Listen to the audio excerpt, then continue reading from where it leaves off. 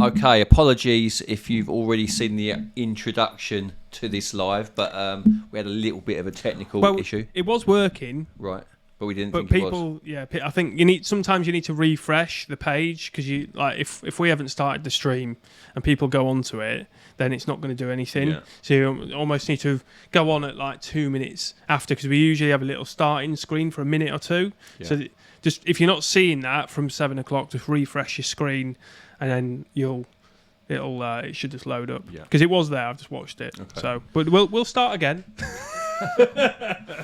Okay, so the main purpose of the CarpFix Live is to do an interactive Q&A with our members so that you can get your questions answered. We also do the prize draw for our monthly giveaway, which just so happens to be 3 Daiwa Bezier SLDs this month. We're also going to be giving away some Corda hook boxes. They're brand new out, and we're going to be giving them away for just questions that we like. So get your questions in nice and early, and we'll pick the best ones from them.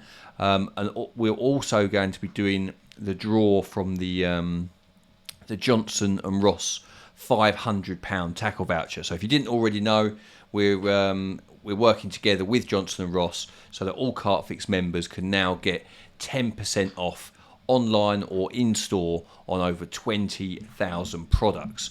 I'm going to start off by talking a little bit about our most recent filming session. It was to a lake called the Aquarium in France, about 2.5 hours from Calais. Not actually open yet, so it's a new fishery coming soon. It's going to be open in March 2022. Roughly 15 acres in size, about 250 carp. But not your typical French commercial carp by any stretch of the imagination. The water was crystal clear. The fish reasonably old, like they're definitely not brand new stockies, a lot of the fish that are in there. And because of the clear water, you had like these purpley black ones. The ones that weren't the purpley black colour, they were like chocolate brown, and they were really, really nice films. And dare I say it, possibly our best film to date. So you've got a good one to look forward to there. I lost count of how many 40s we caught. Derek himself caught 3 50s. I had a 50. We got some amazing GoPro footage of fish being played in towards the net, because we could literally put a GoPro in on the end of a pole as we were fighting the fish. We're fishing we were casting, we were using a bait boat, we were using reel boats. So there's a whole array of different styles of fishing, loads of mega carp, good company had, and a really nice film created, I believe. Yes, yeah. Do you want to talk a little bit about Tom's Syndicate Lake, perhaps? Yeah, get your questions in, because the ones that were there before, they've disappeared for me. So apologies for that. I've got a few here, so get your questions in, and we'll answer them shortly. So we recently went on a session with Tom Maker. We've got a little trailer to show you. So this is going out a week today, and it is, as I say, on Tom's. On Syndicate Lake. So I'll play this, and then I can run through roughly what happened, but you'll get the idea from this. Yeah. My heart's pounding. That's a big fish. It would appear that I don't know as much about carp's behaviour as what I thought that I first maybe did. Years ago they used to be so predictable, whereas now you just don't know what's going to happen. If you are going to catch a big carp, this is going to be the time of the year that it's going to happen. I've got a bite. Rips off, biggest fish I've had so far from my syndicate since joining it, £36.15. The weather really is completely irrelevant. Sometimes everything just goes according to plan. Because I'm worth it. Oh.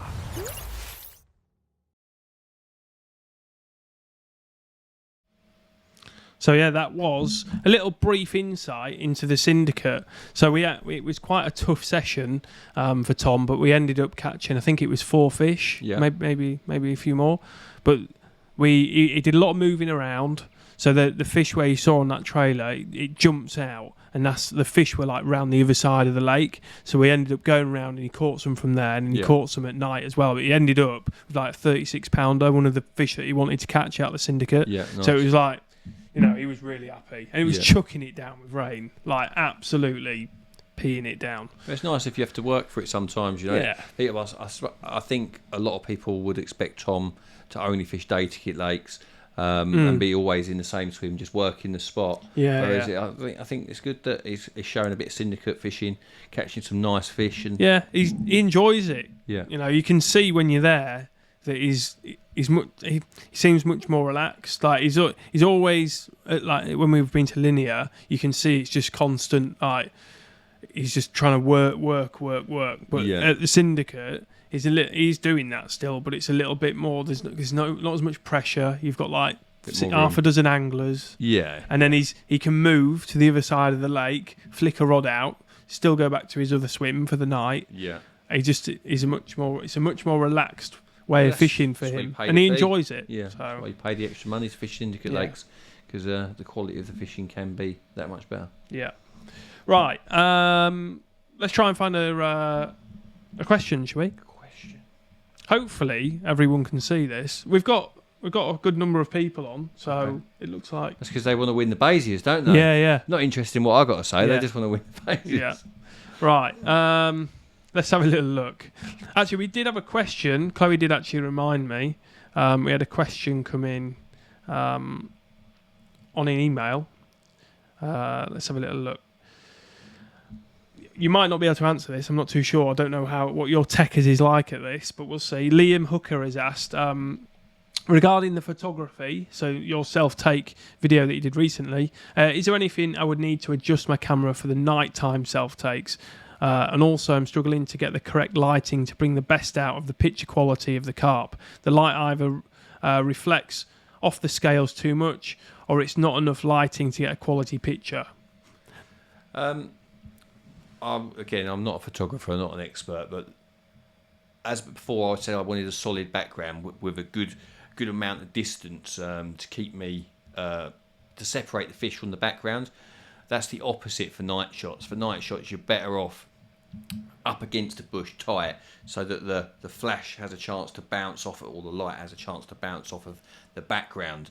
Otherwise, it's just a fish in the black. You know, it's just a fish with a darkness around it. I tend to shoot at ISO 400, f4. This is on a full frame camera with a 50mm lens, not my 85, because I just find it easier when I'm closer to the camera. And the shutter speed at 250, and I think you can't go much. I can't remember if you can't go slower or you can't go faster because of the flash. About 200, I think you need. I think your shutter's got to be around. On mine, it has got to be around 200 minimum. Yeah. Otherwise, it doesn't work with the light, does it? Yeah. And you have good batteries in it. Yeah, you've got good batteries. I usually have my flash at about 45 degrees on. Is it the Elemental setting? ETTL. ETTL. Yeah. ETTL setting. That's on the flash. Someone showed me that, but I haven't done a vast amount of self takes. I've done some in the night, but not a lot. Yeah, I'm just going to try and dig out a picture actually quickly that I took at Thorny Weir. Yeah. Of this one.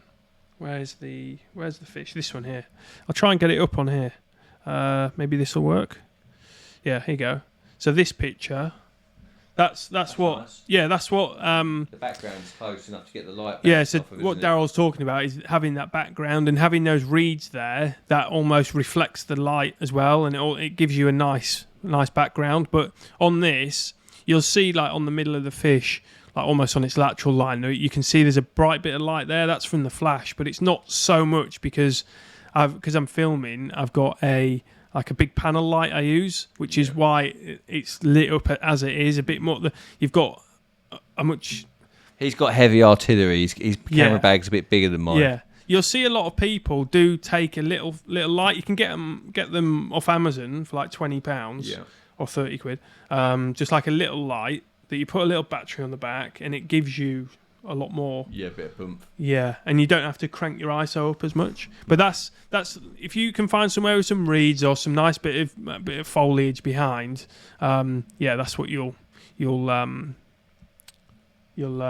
yeah, you'll benefit from getting a good picture out of doing that. Yeah, definitely want some background. Yeah. Right, questions. We've got someone here. Let's have a little look.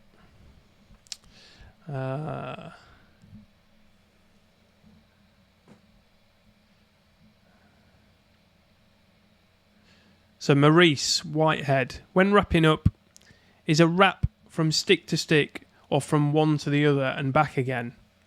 Good question. From stick to stick. One wrap is from one stick to the next. And always start on the same side every time. And then you remember that if you think you lost count, it's easier to remember the odds and evens on which side, you know. I would say always start on, for example, I always put my lead on the left-hand side. And I know that the left-hand side's even numbers and the right-hand side's odd numbers. We have one from Daniel. He's asked, I'm hoping to move on from day tickets this year. So have you got any advice where to start and what to do when I find somewhere? Is there any way you look for like syndicates or anything? Well, if you get local club lakes, you know, there's, especially around our way, like the Chelmsford angling tickets, they are sort of capped, the amount of night tickets they do. In some situations, I don't know where exactly you live, but yeah, there's a lot of club fishing out there, and I find the club waters, not always, but they tend to be quieter than the day tickets, especially the most well-known day tickets. So yeah, it depends what you want from your fishing, how far you want to travel, you know, whether you want to be fishing for really big fish or you want to get your string pulled. You know, most clubs will have waters where you can catch 20-pounders, you know, and yeah, depending where you live, probably a good chance of something bigger. Yeah. Matthew Allen, evening gents. My lake Norton Disney is no particles until the 1st of November, which I guess so you can use them now. Would you stick to boilie and pellet or start using particle? If so, how? No nuisance fish. Yeah, I would get straight on the particle because it's not just that the boilie and the pellet won't work or that it's natural food to them, but if they've been fished for all year long with the same stuff, when it suddenly changes to about using new stuff, there's definitely a window of opportunity to be taken advantage of. One of my favourite baits in November, I'm pretty sure maggots aren't allowed on the Norton lakes, but sweet corn or maize and hemp, it's just brilliant. You know, that high visual. Corn's just a deadly bait. I think it's at its best in spring and in the autumn. It seems just before they're properly on the munch or just as they're going off the heavy feeding. And we were away in France recently and I put quite a bit of maize out and they were just, the fish, well, to be fair, they were eating the hemp, they were eating the casters, whatever we put out there passing, but they were definitely enjoying the maize. So yeah, I would get straight on that. If they're allowing it from the 1st of November, obviously we're there now, I'd be... yeah, corn costs nothing either. You can get sacks of maize for about £8 and you can buy massive catering tins or freezer bags of sweet corn. So it's a very cheap bait and one that they definitely tend to eat a good amount of it as the water gets cold. That was from Matthew Allen. I think we should give him a little hook safe because he'll need to protect his sharp hooks when he's fishing at Norton Disney to catch those fish. I've got your name down, Matthew. We'll get in touch with you. Okay, so this is from Joshua. As the weather cools down, do you change your bait and baiting approach? Can you use tigers all year round as well? Thanks. Say again, what? As the weather cools down, do you change your bait and baiting approach? And can you use tigers all year round as well? I've caught fish on tigers in the cold, certainly into November and certainly as early as February. I can't really remember catching much on tigers in December and January, but not saying I haven't, but definitely done all right in November, definitely done all right in February onwards. I tend to fish less bait in the winter. Maggots come into my fishing a lot if they're allowed, because I just think that live bait is, you can get away with it in the colder water. You can, and there's something about it. It's definitely got a major pulling power. Again, sweet corn is one of my go-tos. Single pop-ups when it gets really cold, and I feel like the fish, all their senses almost shutting down when it's freezing cold. And in that situation, either a bright zig or a bright single pop-up in the right place can be even more effective than maggots. You know, I fish Bayswater won Bayswater Syndicate Lake, a few years I fished there, done really well through the autumn fishing maggots, and then my action tended to dry up around December time, and a lot of the bites that came out during what would be a dry spell for me used to fall to other anglers that weren't using maggots, that were fishing bright pop-ups, and that was a lesson learned for me. Because you caught in the autumn, I got stuck on the maggot tactics and didn't move with the time. So my baiting and the baits I use does change through the year. Boilies I tend to use through the high summer into autumn, single hook baits in the winter. That spring period and the autumn period, quite often I'm using alternative baits, whether it be casters, sweet corn, maize, hemp. That's the time when I tend to be using those baits. Nice. Shane has asked, I'm struggling to get a bite on the Syndicate water. It's only 2 acres but holds some wild creatures that have rarely seen the bank, and I'm really struggling to tempt a bite. Do you have any tips how I can tweak my approach to see some results? So not many fish, wild, Syndicate. Well, if they're when you say wild would suggest that they're unpressured. That would be, and sometimes fish like that take a little bit of weaning onto bait. Especially like pellets and boilies. They might take a little bit of getting onto them. And again, from my experience, those naive fish they love a single pop-up because they just, what is that? Put it in the mouth to find out and get caught on it. Sweet corn, again, is a brilliant bait for fish that haven't seen a lot of anglers' baits before. But it's always, if it's not many fish in there and they're hard to tempt, location is always the biggest thing, So I would do it anyway, but always make sure that your observation is on point. Really search out the opportunities, watch where they jump, plumb where they jump, find the clear spots in the areas where they like to be, and fish those spots, bait those spots. You never go far wrong on any lake, whether they're wild fish, pressured fish, fishing where they jump on the clear spots. Generally, if they're jumping over clear ground, fishing there, you tend to do all right. Cool. Teddy's asked, what's your worst fishing-related injury? I've not really had many. I slipped over once at Northey Park. I was going down like a little bit of a hill into the back of. You slipped over loads at Prunay as well. You remember when I think you're wearing Crocs. Yeah. That wasn't really a crash and burn though. Yeah, it was good though. I banged my knee so hard at Northey Park that I thought I was going to be sick. It hurt that much. It was one of those. Probably the worst one. Right, okay, this is a good one on a video that we've done on. Ollie has asked, why did you choose to target Waising's Oxleys, and which carp are you targeting out there now? Cracking footage on the last film, by the way. Thank you, Ollie. Thank you. The reason we decided to go to Waising is because it is a syndicate lake that wasn't seeing ridiculous amounts of pressure.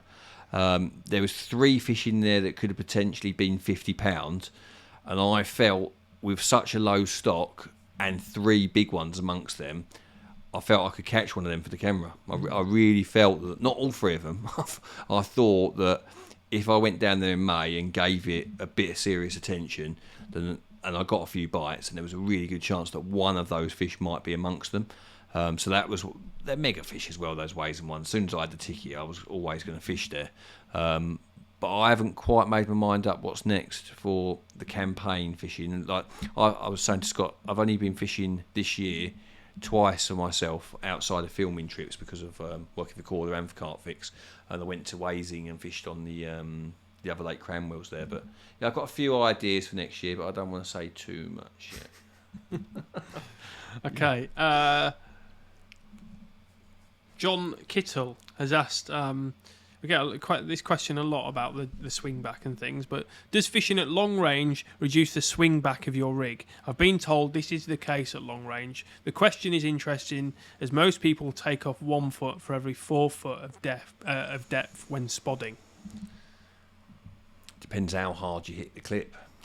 If you take the bow out, if you hit the clip, fully extend on and then pull back into it, it should be exactly the same. But the further out you fish, the more the lead tends to fall straight down. It depends how hard you're hitting the clip. There is no formula. The rod position is the normal answer that I give to this is the single most important thing is being consistent with your rod position during the lead's descent. If the lead hits the bottom with the rod at the same angle each time on a tight line, it should land in the same spot each time. And there's a really good, I go into some detail in the Farlow's film. At the beginning of the Farlow's, the COVID carver. Farlow's carver pit is not the COVID Is it not carver. the COVID carver? It's the You Farlow's. wanted to call it. It's the Farlow's carver. But yeah, I demonstrate the lead swinging back. For me, as I hit the clip with the spom, I always end up with the rod pointing out there. When I feel lead down, I generally have it up sort of 45 degrees like that. And when I've checked it, a lot of the time when I'm fishing 6, 7, 8, 9, 10, 12 foot, the spods tends to be 8 foot shorter than the fishing rods. But in that Farlow's film, I do demonstrate how to do it. Cool, nice. Yeah, we get that a lot. Yeah. That question, and like you say, there is no formula. There are rough formulas. Yeah, but if you, I don't want rough. Yeah, I want to reel in bits of sweet corn, not spotted out. It'd be interesting for us just to do a video where we literally have you on a wide, where you cast out. So this is me casting out. This is where my rod is positioned. Yeah. And swimming out there. I think Rob Hughes might have done it already. Swimming out there, seeing where your lead is. Yeah. And then putting a spom over the top. Yeah. And seeing if your hook is in amongst your bait. Yeah. Yeah. Yeah, I think probably won't be. I'm not that good. Kieran Young, what's your most embarrassing moments on the bank? Embarrassing? Yeah.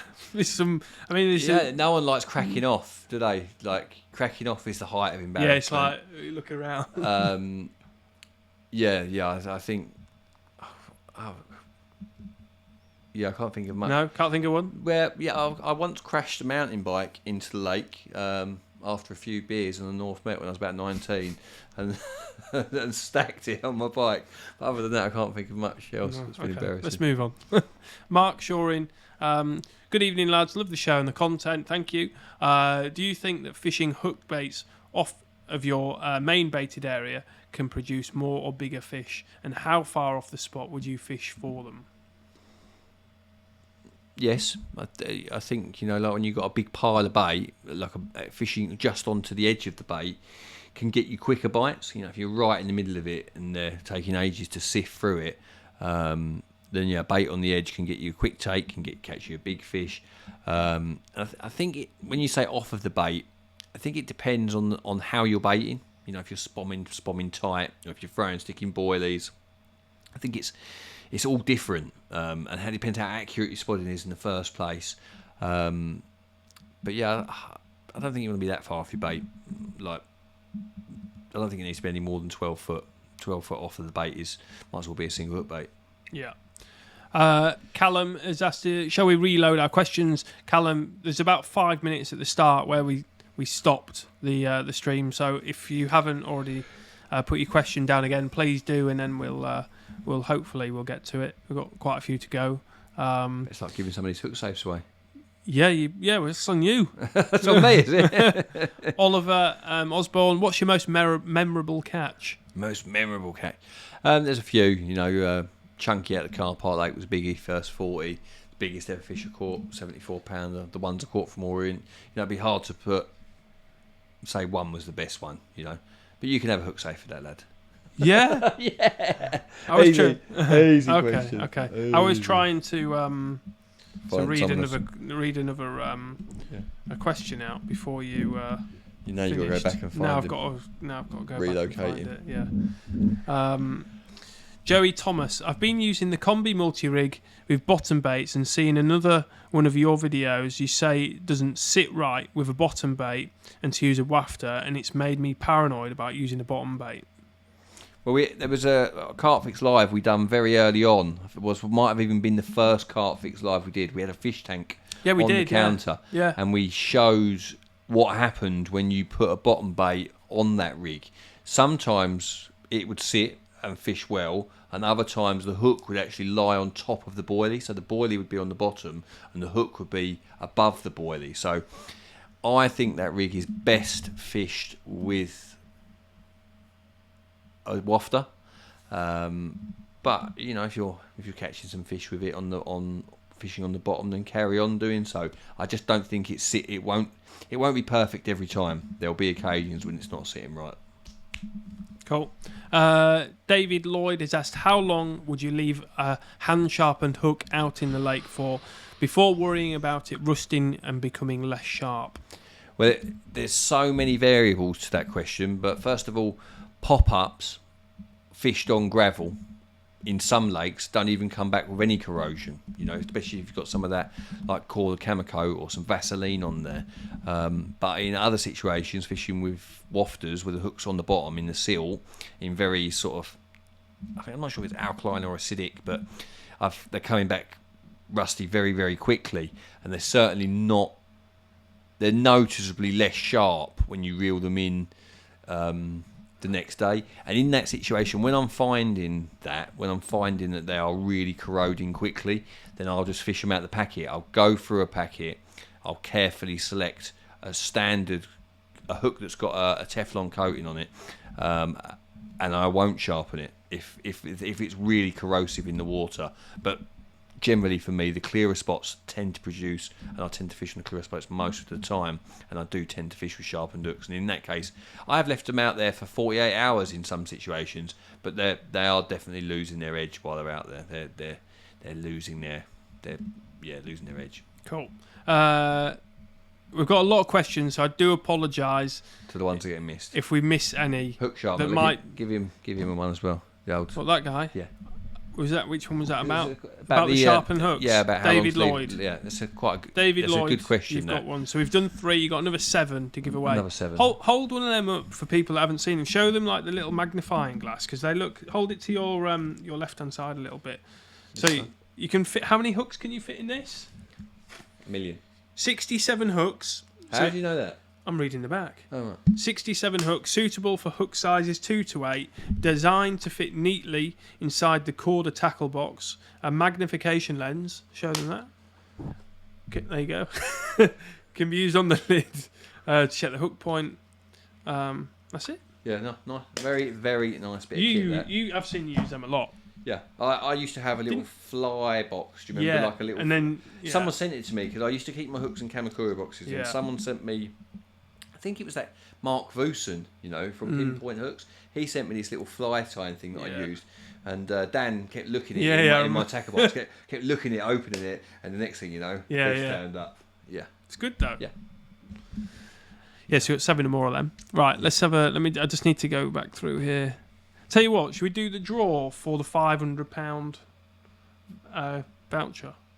Yeah. Right. £500 spend at Johnson & Ross. Yeah, so, if we've recently launched, you want to tell them? So, Johnson & Ross, one of the most well-known and respected tackle shops in the UK, been doing business a very long time. Their reputation for their mail order service is unrivaled, unsurpassed. Really good guys, knowledgeable, and we wanted to do a discount scheme with a wider range of companies in the long term. But to get things started, we wanted to start with a tackle shop so that we've got our member base can go to a good, reliable tackle shop. They have a lot in stock as well. 20,000 products. Yeah, but and I mean, like, it actually physically in stock, like they have an awful lot. Yeah, they're not some. And they've got a new website coming as well. New website coming. So it's going to be a lot slicker and nice. Yeah. So if you haven't already, take advantage of the 10% discount.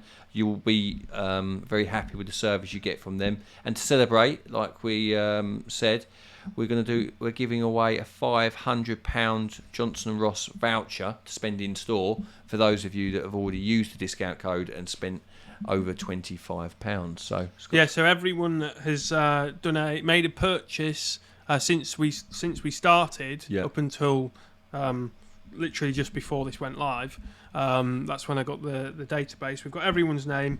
I'm going to press on the tap to draw that you can see on the screen. You'll see it scrolling through other people that have also bought stuff, so you might see your own name there, so you can see that, you know, it's all genuine.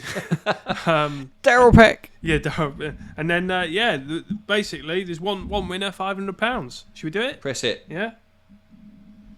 So this is a surname. So it's Mitchell. Okay. So I'm just gonna go. Any Mitchell. But I've got there weren't millions and millions, but I'll be able to find on here. Not that one. 1 second. I just want to find the winner. The winner. I think it's worth having the. Let's have a little look. Just trying to find the. Why can't I find? Here we go. Right. Oh, just going to open up the spreadsheet. We'll just get the person's full name. What's the full name? I'll tell you now. I'm having a. Devon Western. Yeah. Mitchell. Let's make sure we haven't got any duplicates. No, so there is only one Mitchell, which is Matt Mitchell. Matt Mitchell, you have won yourself a £500 Johnson and Ross voucher. That's worth it. Yeah, well done. Well done. Nice. Congratulations. Should we get another question? Yeah. Right, let me have a little look, see what we've got. Let's have a little look here. Woburn Sands. Have you ever fished Woburn Sands? I've heard of it. Name rings a bell. But I don't know You it. haven't fished it? No. Connor has asked, what's the most enjoyable chapter to write in your new book? Show it. Where's the new book? Hey, give him a hook safe. We're getting that in there.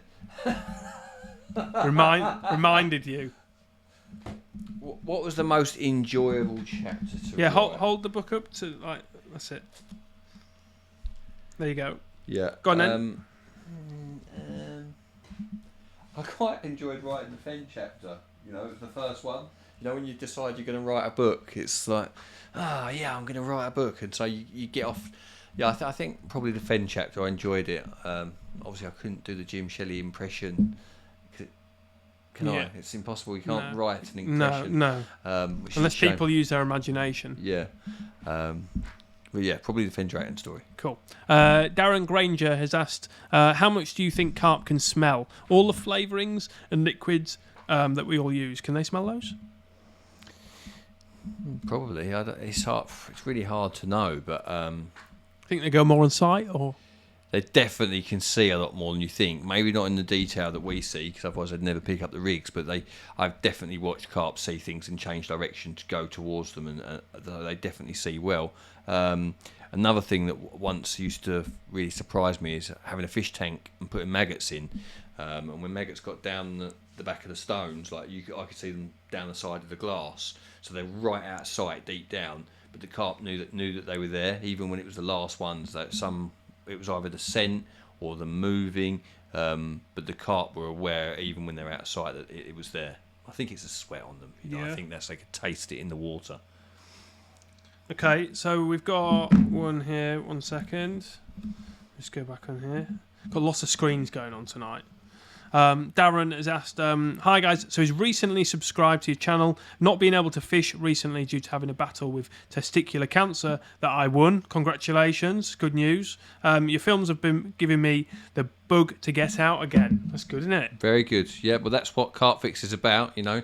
We want you to get your fix watching our films, maybe learn something. If you don't learn something, maybe be inspired. As long as you're enjoying the content, that's all that matters, really. We try and have a little bit for everyone, you know, different styles, different stuff. You know, hopefully we've got a little bit of something for everyone. Yeah. Peter has asked, hi guys, I fish a lake with a good head of coots. The lake is only 4 to 6 foot, and it's hard to put any bait in without the coots finding out. Any advice on this type of situation? Yeah, the coots are a nightmare, especially this time of year. Like once the water starts to go clear, their natural food starts to dry up. They start to become a pain in the bottom as such. fishing with baits such as hemp, that's very, very difficult for them to polish off. Hemp and tigers is a great one. When the coots are a right nightmare. Single tigers can be really good. But yeah, other than that, they are a pain. They are. Cool. Jason has asked, do you think... let me just go on to this. Do you think that carp mainly do summer captures, for example, the Burfield Common, it's possible to get caught in the depths of winter? The thing is about carp fishing is anything is possible. It's... and it could... you could probably catch that Burfield Common if you were fishing. Because I would imagine it's probably spending most of the winter sitting somewhere where you can't get to from the fishing banks. But I imagine you could catch that fish if you could fish the whole lake with a boat. Yeah. Then I imagine you'd catch it. But I think that it probably gets caught mostly in the summer. Big female fish, when it's full, it's at its most crafty, and when it's spawned out, when the water's warmest, it's the most hungry and probably swimming around the lake more and coming closer to anglers, and that's why it probably gets caught at that time. Yeah. Sorge, I never know how to pronounce his name. He's asked, what is the best way to store sharpened hooks, point side down or shank side down? Have we got a hook here so you can show? It's definitely point down. I've seen somebody, I don't know who it was, using a quarter hook safe with all the points up in the air. They're just asking to catch on something. If it's your hand, on anything as you're moving around, as you're taking another hook out, they're all up there like this. And not only can you hook yourself, hook other stuff, but you could damage those points. You want to put them down, definitely point down into the box, 110%. That's a schoolboy if you've got the points up in the air. Cool. David Lloyd, an ugly 60 or a very pretty 30? Depends where. If you're fishing, let's say you're fishing in England, caught a really ugly 60 or a pretty 30, then you'd be made up. If you're mowing down ugly 60s and you had a nice 30 in amongst them, you'd be like, that was nice. Darren Pritchard, looking at using worms. What's the best way to store and use on rigs?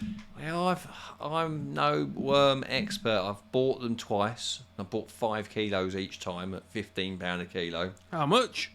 £15 a kilo. I bought 5 kilos. I chopped mine up prior to going to the lake, and both times I blanked. And speaking to people in the know that use the worm, do well on the worm, they chop them up fresh for bloody bell lights. Yeah. They chop them up fresh as they're about to spawn out. So I think you keep them in the soil because that's how you're meant to do. Sieve off the soil just before you're going to put them out. Chop them up, put them into make up enough spod mix that you're going to put out in one go. If you're going to put 8 spombs out, chop enough worms for 8 spombs. Because apparently they're at their most deadly. I hear. I'm not talking from experience. I'm talking secondhand, as when they're freshly chopped. Cool. So we've got one from. 1 second, just had it there. From Lee Curson has asked, "Hi guys, I was wondering what's the best size bait to use with a size 6 hook? Some say smaller baits with bigger hooks. What's your go-to size of hook?" I use size 6 for my wafters most of the time, and whether I'm fishing with a single piece of plastic, a 12mm boilie, a 15mm boilie, an 18mm boilie, or a 20mm boilie, I always use a size 6 on my wafter rig because I just think it works better. For my pop-up rig, on the other hand, I'm tending to use size 4 wide gapes at the moment, even with tiny baits. I tend to use size 6 for my wafters and size 4 for my pop-ups. Cool. If you could use one bait for the rest of your life, what would you use? Tiger nuts. Yeah. Tiger nuts. Easy one, that. Yeah. I'm a tiger. I'm the tiger king. Yeah. Okay, I'm getting a few repeats from people that have. Yeah. I'm just gonna the people that we've already done. So okay. I'm just kind of going through them, just to see. The Syndicate one, we've seen that one. Yeah. Timothy's asked, do plastic artificial baits work as well at this time of year? We've had Ashley here, who works with us. He's come down from Bedford to work Ashley, in come the and office. say hi. Come and get your Come face here, on the lad. camera.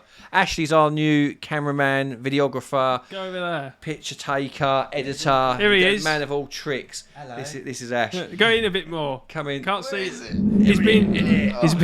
He's been here all day working, and then his car broke down on the way here, didn't it? Yeah, absolutely carnage. So we've been waiting for the recovery since about 3 o'clock, and they're nearly here now. They're here now.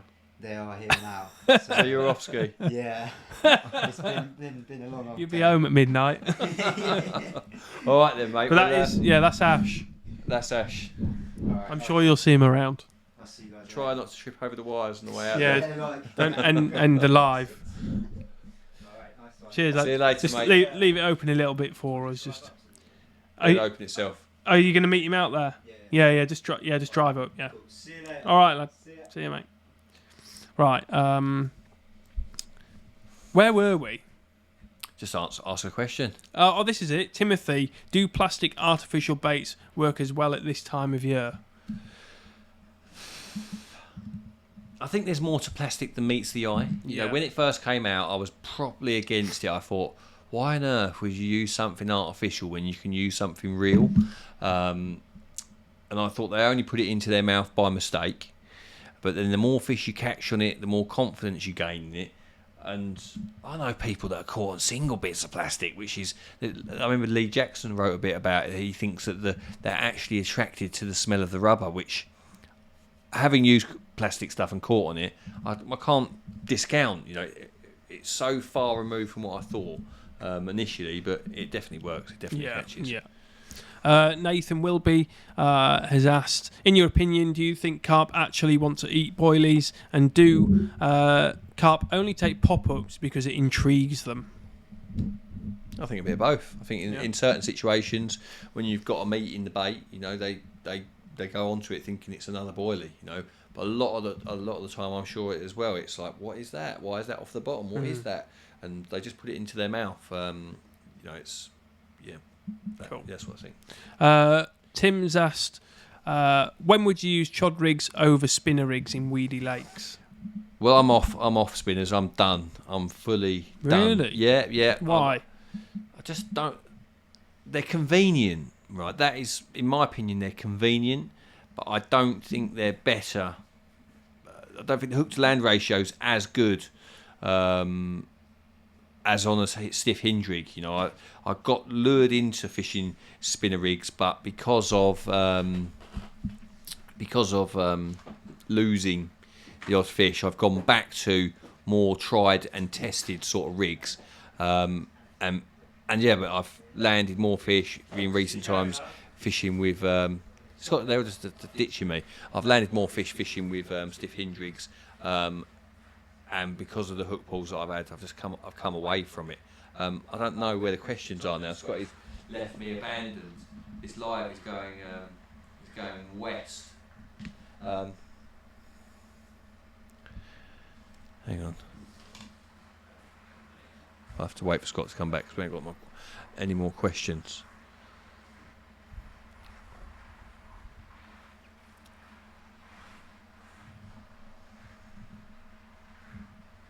Evening, guys. One for you, Scott. Right, so someone's asking, how did the association with Tom Maker go? As in he's with Fox and I'm with Corder. Well, CarpFix is neither Fox nor Corder. I'm on the Corder videos and I'm sponsored by Corder, and Tom Maker is sponsored by Fox. And it's not like Corder and Fox working together. He's working on CarpFix, and so am I working on CarpFix. It's its own thing, isn't it? Yeah, CarpFix is completely its own thing. So it's not like Corder and Fox working together. It's a Corder guy and a Fox guy working for CarpFix. So that's. I feel like world's strongest man. What have you just done? Pushed a car. I was like, what's Got a van. Pushed a van. Yeah, it left me abandoned. So his clutch or his gearbox is gone, so I had to. It can't go in reverse. So he just had to neutral. I just had to push it. Yeah. It's been a crazy live, this one so far. Yeah, it's really nice. It's not. It feels like it's all over the place. Yeah. But we've still got the reels to give away, so hopefully you're still watching. Someone's going to win them. Should you give them away? No, not yet. Let's keep going. Yeah, right. We're good. We've got 150 questions to go. What? I'm not joking. Right, come on then. Better start giving away some let's boxes. do some. Yeah, we've got. We've still got 6 to give away. Which one did you do? The one about Tom, wasn't it? Yeah. Okay, so this is for me. Question for me. James has asked, evening guys, one for Scott. Use 3 words to describe what it's like filming Darrell on the bank during the good and the bad. 3 words. This is really difficult. Yeah. It's enjoyable when you catch fish and stuff like that. It's like enjoyable. It would be one. It's 2 words, but hard work. Yeah. Because not just the filming, but sometimes Darrell can be hard work as well. Because he get like when you're when he's in the motions of trying to work out a lake, or if he loses one or something like that, there's a time and a place to get certain bits of filming. Yeah, and time not to. Yeah, and time not to. So it can be hard work. So what was the first one? Enjoyable, hard work. Yeah. Just overall like rewarding, I guess, because at the end of the day, we want to go and catch fish. And we do. We get them in the end, don't we? Yeah, and it says we because it is a team effort to go and and film them. So it's hopefully that kind of covers it. Yeah. I don't really get questions, so it's quite nice to have a question. I can't even find who that was. You're going to give him a hook safe, aren't you? I was going to, yeah. Here we go. James Burke.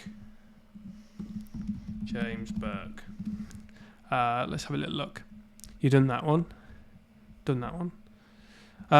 Shane Lunn, you've asked a question about the Syndicate one a few times. We have answered that one, so if you watch a bit early, you'll see it. Yeah. Aaron has asked, hi Darrell, I'm currently fishing a new Syndicate water that is very deep, averaging 15 to 50 foot in most areas. What depth would you be targeting for this time of year, and why? Well, I've not fished many lakes of that sort of depth. Bundy's Pit would be the one that sort of springs to mind. And if you're remembering what people told me that fished there, that in the spring and the summer you're catching them shallow, and as the autumn progresses you're catching them deeper. And my winter ticket started there in December, and I caught on the lake that went down to, apparently it went down to 65 feet in places, but it definitely went down to 55 in the main. A lot of the middle was 55s, and I caught several fish at 42 feet, which was a new thing for me. I'd never caught fish as deep as that. In fact, it was so deep that when you pull them up from the bottom, they were releasing air from the swim bladders. You'd see big old bubbles coming up as they were like decompressing and such. I wouldn't. But this time of year, I wouldn't be afraid to fish deep, especially if you're seeing them jump out there. Cool. I'm going to give him a hook. Yeah, give him a hook safe. That's a good question. Because fishing in the deep water, it's not easy. No, I'm going to Crown soon fishing. In the old abyss. Yeah. Joey Thomas, when will you start putting less bait in? I've been using a lot in the past few months, but when should I start using less? So it depends on the lake and how many fish are in there. Some lakes, we've just come away from France, and we went through a load of bait, even though it's sort of into November. But definitely when they're starting to get frosts on the ground, slow up on the bait. But if there's loads of fish in your lake, we could go to Fort Lee tomorrow and spom out 50 spoms and catch. Because if there's enough fish and you get them feeding, then it's a question that's impossible to answer. But as a general rule, the fish feed less as the water gets cool, and you lower the amount of bait that you put out. Yeah. Darren, Maurice, the question about the wraps from stick to stick, that's earlier as well. So if you watch back a little bit earlier, you'll see, but it's from stick to stick. Just to answer quickly again for you. Darren, I don't know if we've done this already. Moving from reasonably well-stocked lakes to a lower-stocked pit, what would be your best advice after finding the fish? After finding the fish. After finding the fish. Yeah, well, that's the thing. That it's finding the fish is the most important thing. So he's got no problem. You know, no, but yeah, would be like one of my things that I always start off, especially in spring. You know, when I'm starting a new lake on a low stock venue, is fishing singles. I almost give up the nights, as in I will sit there behind rods, but I fish for the dawns, you know, almost like fly fishing for risers. You know, as the fish top, I love casting singles or fishing singles, just cut like blatted out in amongst where they've been showing. So yeah, don't be afraid to fish single hook baits, because everyone thinks you need loads of bait out there to get the fish feeding. And on the low stock lakes, one bait in the right place is often all it takes. Yeah. Just have a little look. Okay, so this is one actually that was emailed in that I put myself as a comment on the pre-registration page for the live. Yep. It's from Rob Van Hagen. He said, "I loved the video about Prunay, which is the commercial lake in France that we did. I have a couple of questions for Darrell. For long distance casting, for anti-tangle wise and rig presentation, what would be the best? Do you think, and why?" That's the first question. Do you want to do that one first? Yeah, well, one of the biggest things for anti-tangle fishing, like a long range, is I quite often use the dark matter cord tungsten tubing. Having a nice thickness of tubing that inserts nicely into a tail rubber so the fit's good on a leg clip presentation with a stiff boom, you know, that those things all together, you know, I didn't suffer any tangles. Helicopter rigs are pretty tangle proof, but I get more tangles with leg core than I do with tubing for sure. Yeah. Okay, that's. I mean, he's got a long bit of the question, but hopefully that answers it a little bit shorter, because he's just asked a few more questions, but I think you've summarised what you use. So hopefully that helps you, Rob. Let's have a little look. Connor Davey, Rhino beam is perfect lighting and found for doing self-takes. So there you go, people. If you're looking to do some night shots, Rhino beam apparently is good. Rhino beam. Sounds like a powerful light. Powerful. Yeah. It's powerful. Callum Williams starting a syndicate for the first time. Is there any unwritten rules for etiquette?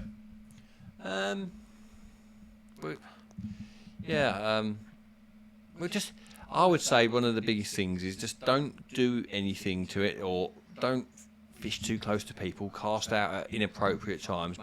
Just don't do anything that you wouldn't like done to you. You know, that's sort of how I always think of it. Like if I sort of treat people as they treat me. If people cast out at first light on the back of me, like when they first arrive, when I'm all out there all quiet, then I would do the same to them on the following trip if I needed to.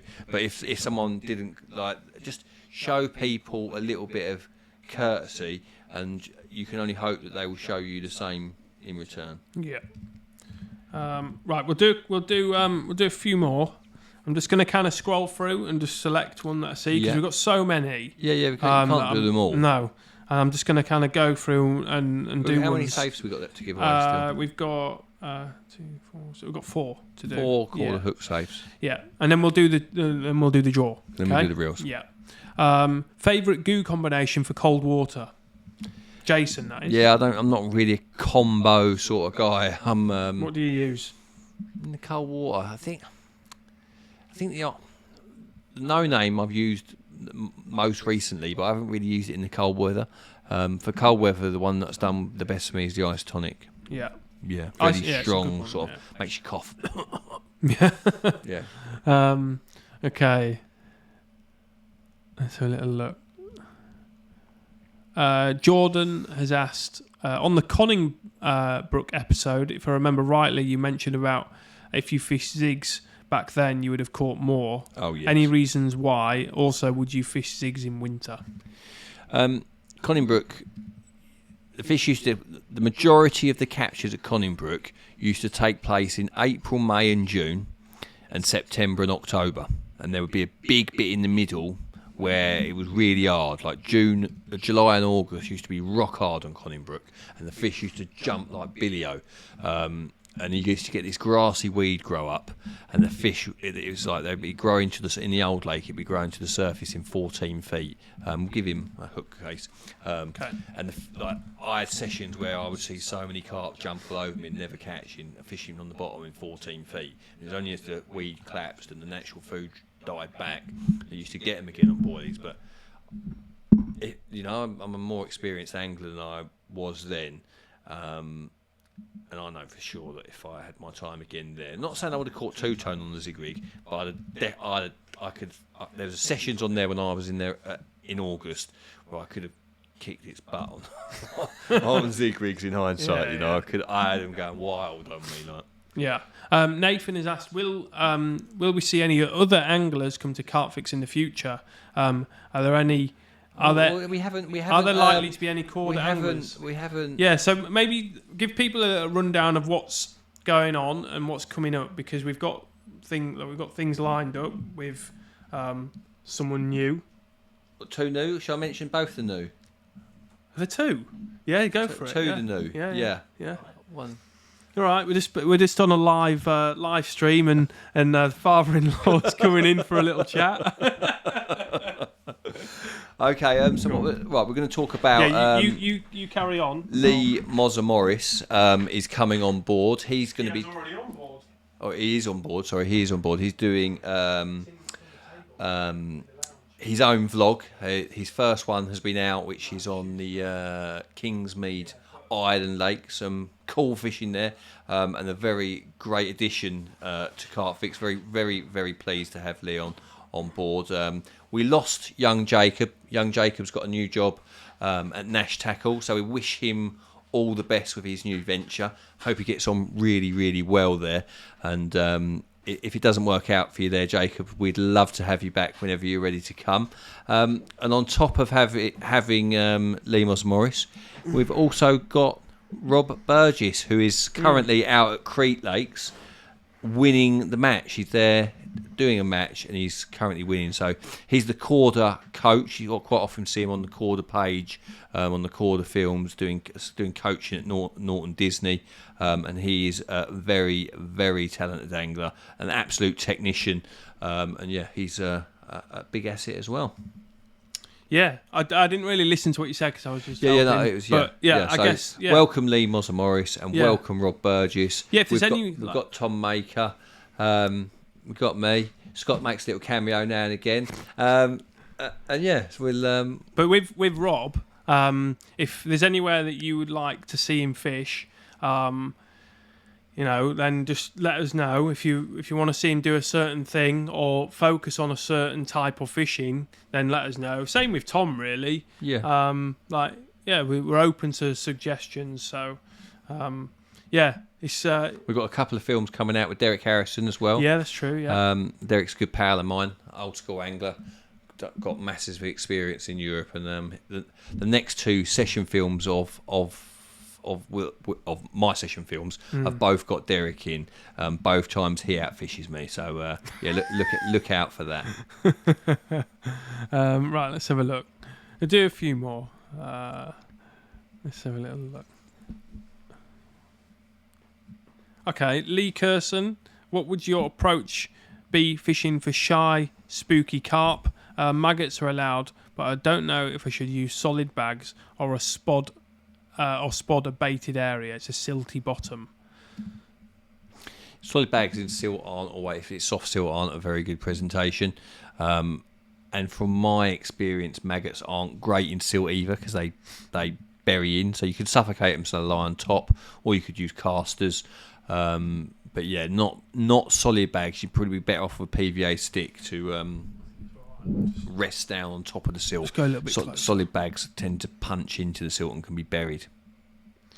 People are saying your audio is not great, but it looks okay on here.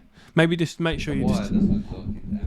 Yeah, I'm picking you up, so just keep. Yeah, sorry. I'll tell you what. It's your audio. You press mute. I'd press mute on it. It's gone on mute. Yeah. We're good now. We're having a great night tonight. We have had an absolute western tonight. This one's going delete. We've had a western tonight. Yeah. All right. Tell you what we'll do. We'll we'll play a little tip from Tom Maker. Yeah. He was at Brasenose recently. We'll play that. We'll get a couple of last questions, and then we'll do the draw. Okay. Yeah?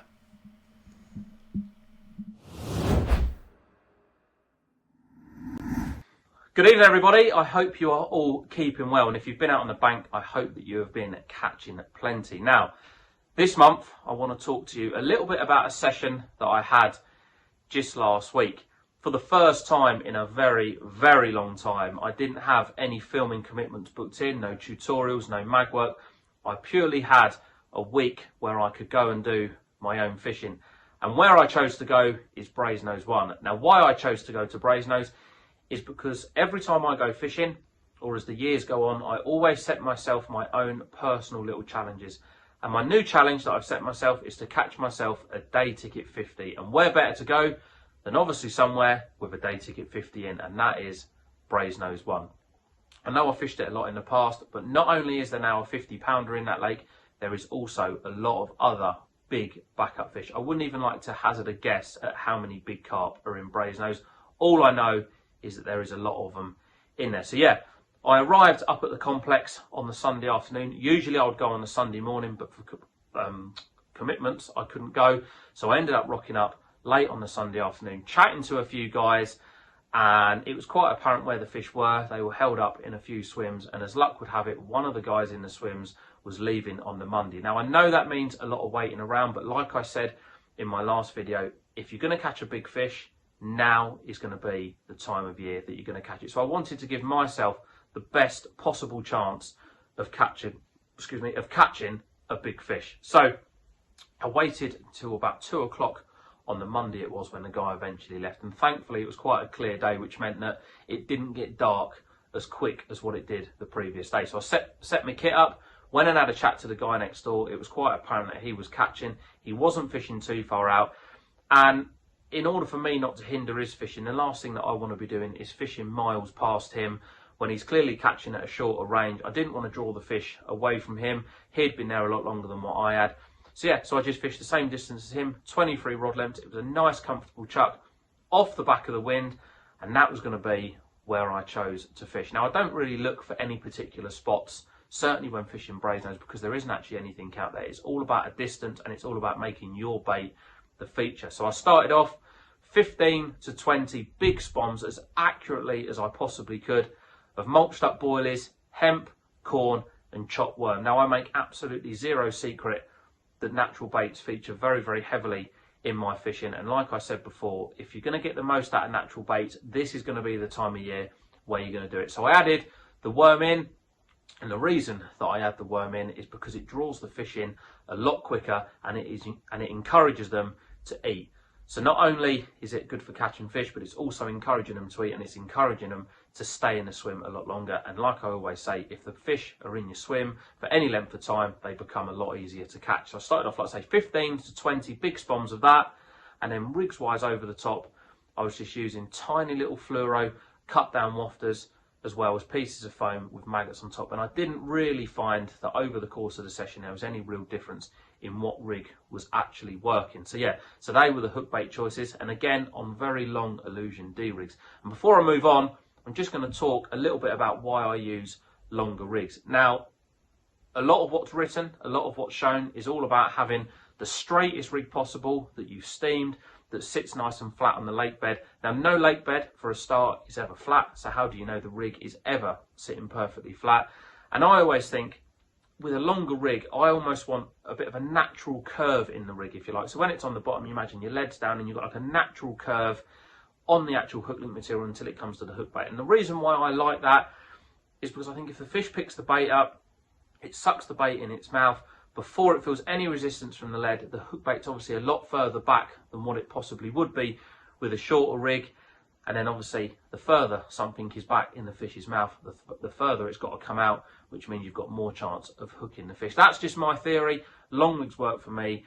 And with the lead clip setups that are available now, the anti-tangle properties are so good that I know by chucking a long rig out, even if I'm using a tiny little hook bait, that I'm not going to get any tangle. So I like to use a long rig where I possibly can. So yeah, So that was the bait out, put the rigs out, sat back, chilled out, and it probably took about an hour to get the first bite. Now the first bite, typical fish, quite short, quite stocky, little bit of weight to it. Didn't really think too much of it. Thought it was sort of a mid to upper 20. Put it in the net. Before I could sort that fish out, bang, the other rod's away. Now, you know when you hook a bit of a better fish when you're into one. And I sort of knew this fish was a bit of a better fish. I had my chest waders on because the pegs are quite tight, so I didn't want to wipe anyone else's rods out. So I was in the water playing the fish. Lo and behold, the fish has come in nice and straight, and I've managed to net it. It looks a little bit bigger than the other one, but not as big as what I thought it was. Rod's back out.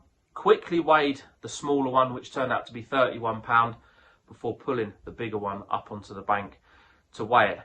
Zeroed the sling up, 42 pound and 4 ounces. What a start to the trip. 40 pounder, second bite. And that is the exact reason why I fish Brasenose. These fish are in there. Somebody has to catch them. And when they're on you, they are in shoals. One thing I've learned with the fish at Linear is over the years when they get stocked, they hang around almost in the year groups of when they've been stocked. And if you've got the bigger fish on you, you can soon rack up a tally of very, very big fish, and a lot of them, because there is a lot of them in there.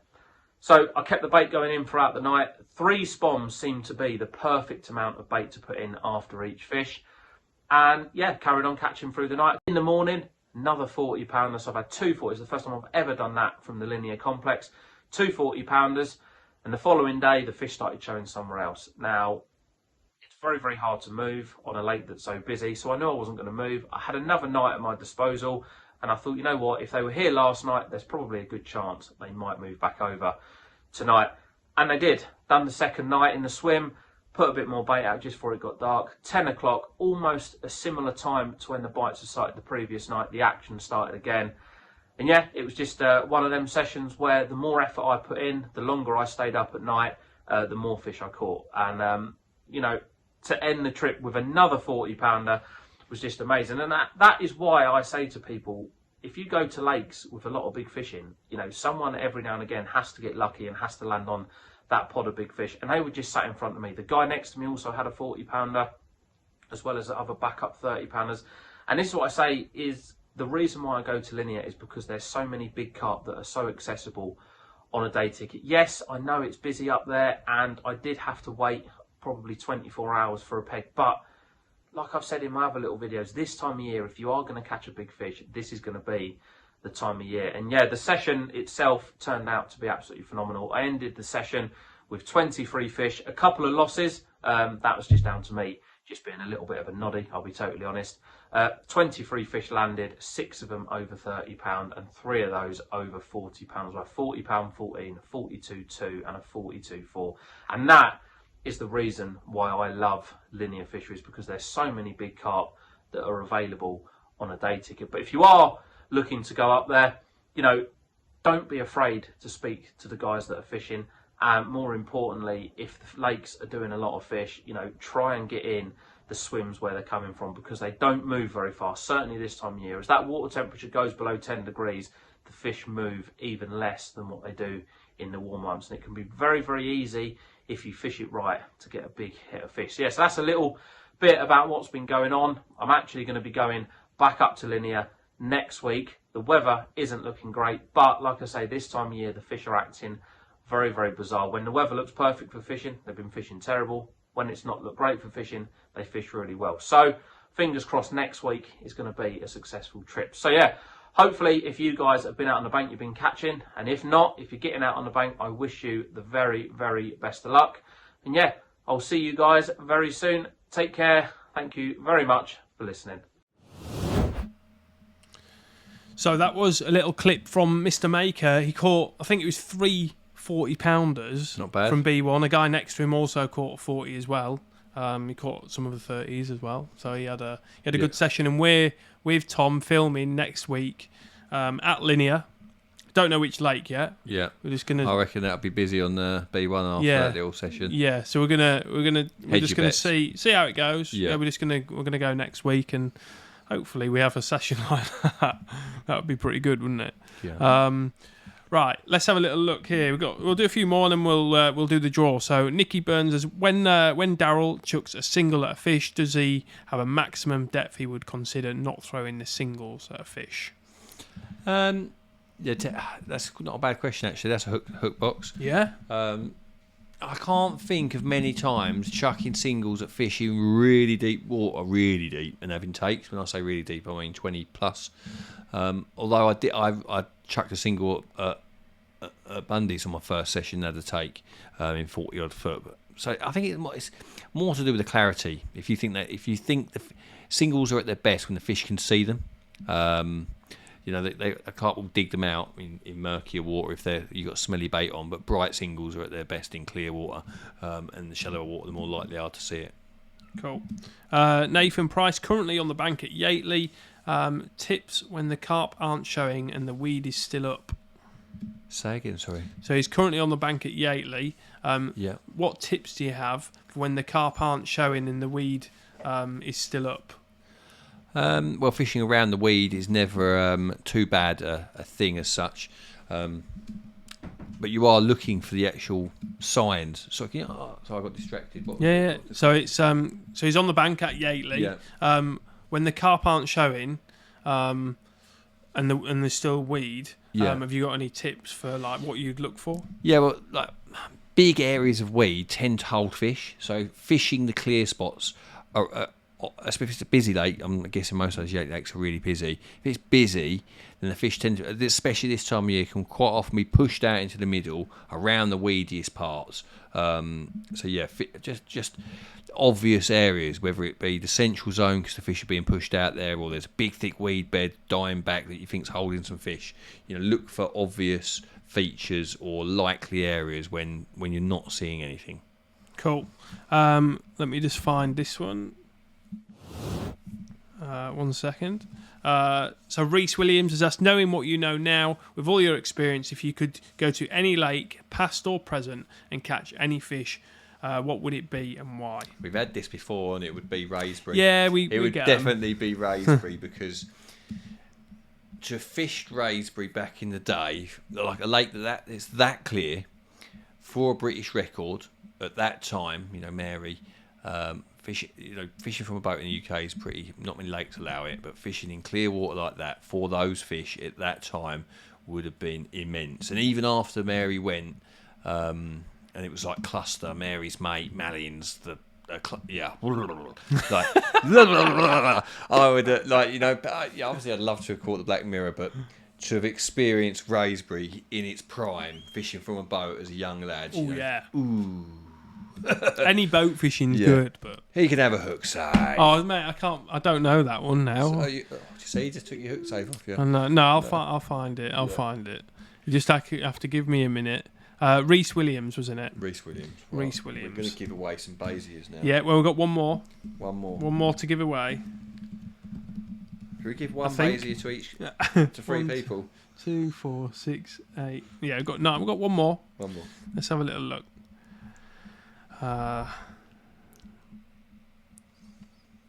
Okay, last one is from Kyle. Just make sure you can. Yep, it's from Kyle. Pecky, at this time of year, do you stick to the same hook size, or do you change the size of your hook for wary carp? No, I never.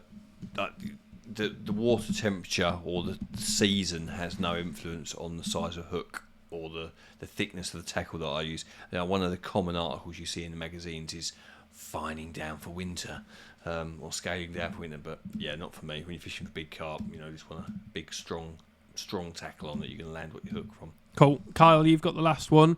Well done. And we'll just do this one because I can read it. Mark says to have just started fishing a new syndicate with only 50 fishing and nothing's been out for 6 weeks. What is the best approach for a bite? Solid bag, singles, or a baited patch? I would say leave it for now. If there's been nothing out for 6 weeks, what are you going to do that's drastically different? Unless you know that you've cottoned onto something that no one's doing. My recommendation would be come back in the spring. Don't if nobody's caught anything for 6 weeks, it's only going to get harder from here on in. I would bide your time, get your brownie points at home, and come back at prime time. Ready to do the of course the reels?